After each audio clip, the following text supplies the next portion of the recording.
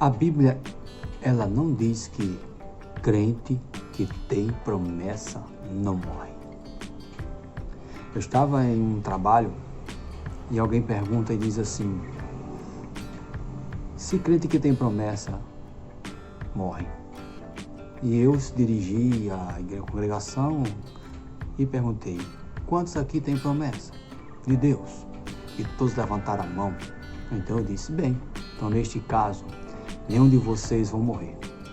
Se Jesus demorar a voltar daqui a 100 anos, vocês vão continuar vivos, porque todos vocês têm promessa. Todos vocês têm promessa, então não vão morrer. Afinal, meus prezados irmãos, se o arrebatamento da igreja não acontecer logo, todos nós morreremos. Que de uma forma, que de outra. Basta lembrarmos da Bíblia, no livro de Hebreus capítulo 11, para sabermos que nem todas as promessas que aqueles heróis da fé abraçaram se cumpriu em suas vidas. A nossa maior promessa é a vinda de Cristo em glória, como diz em Filipenses capítulo número 3, versículo número 20 e 21. A nossa maior promessa, aliás, é a morada, ou morar, na glória com Cristo, como diz a Bíblia no livro de Filipenses capítulo 3, versículo 20 ao 21, e Tito capítulo 2, versículo 2, capítulo 2, e o versículo 11 ao 14. Em Hebreus capítulo 11, versículo 39, menciona-se a seguinte acerca dos heróis da fé do Senhor Jesus Cristo.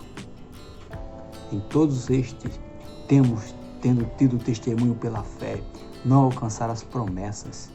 E o versículo 13 também diz: todos estes morreram na fé, sem terem recebido as promessas, pois testemunhas verdadeiras que foram os servos de Deus, morreram sem alcançar as promessas.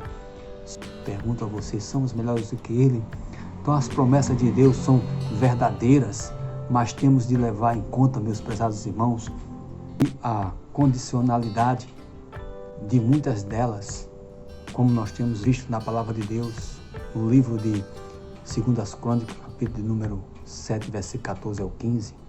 Se o povo que se chamar pelo meu nome se humilhar e orar, eu ouvirei do céu e responderei às suas orações. Nem todas as orações vão ser respondidas. No dia de Pentecoste, se você ler na Bíblia, você vai ver que a promessa do derramamento do Espírito Santo se cumpriu para cerca de 120 crentes, como diz em Lucas capítulo número 24, versículo 49, e o cumprimento em Atos capítulo 2. Se eles tivessem ficado todos em oração em Jerusalém, teriam recebido a promessa, mas não foi mais de 500 irmãos, como diz a Bíblia em Coríntios, primeira carta de Coríntios capítulo 15, versículo 6, e os outros, porque era mais de 500, mas só foi o quê? 120 batizados, e os 380? Eles também não tinham a promessa? Sim, claro que tinham, mas não estavam lá para receber. Um certo jovem chegou para mim e disse assim: olha, eu tinha acabado de trazer uma mensagem sobre o arrebatamento da igreja, e ele chegou para mim e disse... Uma pessoa chegou para mim, uma irmã, e profetizou para mim e disse que eu seria pastor. Mas se Jesus vier, eu vou ser pastor? Então Jesus não vem enquanto eu não cumprir a promessa que ele me fez. Eu disse: olha, meu irmão, essa é uma das promessas, em primeiro lugar, que se Jesus vier, qualquer promessa terrena é aniquilada, não vai se cumprir. Você não vai ter que ficar aqui para se cumprir essa promessa. E outra, tem promessa que você tem que batalhar para que ela aconteça na sua vida. E essa é uma das tais, que se você ficar em uma rede, ou como diz o cearense, armar a baladeira e ficar deitado, sem ler a Bíblia, sem orar, sem examinar a palavra do Senhor, sem ter uma vida constante com Deus, nunca será pastor. Sua profecia nunca vai se cumprir. Tem profecia que você tem que ir batalhar para que ela se cumpra. E tem profecias que você vai morrer e ela não vai se cumprir. E tem profecia que vai ser aniquilada quando Cristo vier em glória. É isso que vai acontecer. Porque segundo a palavra de Deus, é possível se morrer antes do tempo. Como diz a Bíblia em Eclesiastes, capítulo de número 7, versículo 17.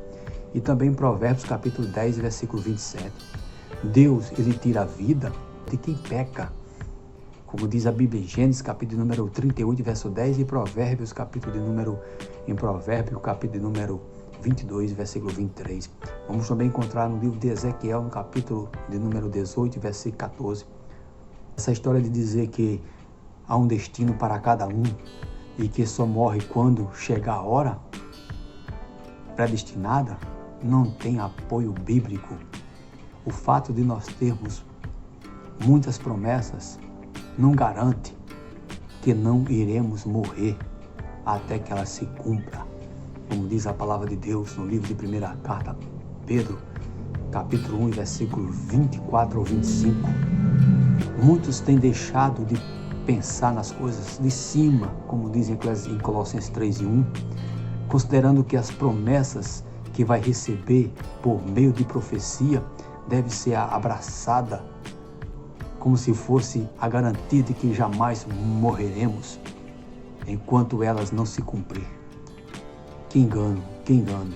Temos de viver como se o arrebatamento fosse acontecer agora, como diz a Bíblia em 1 Coríntios capítulo 15, e o versículo de número 51 a 52, é num piscar de olhos, é a qualquer momento. Então a frase em análise, portanto, é mais um versículo novo que surgiu no meio dos pregadores, que não existe na Bíblia, e tampouco a tese para continuarmos falando sobre este apoio em dizer que as Escrituras nos garantem que não morreremos antes, enquanto que as promessas não se cumpram.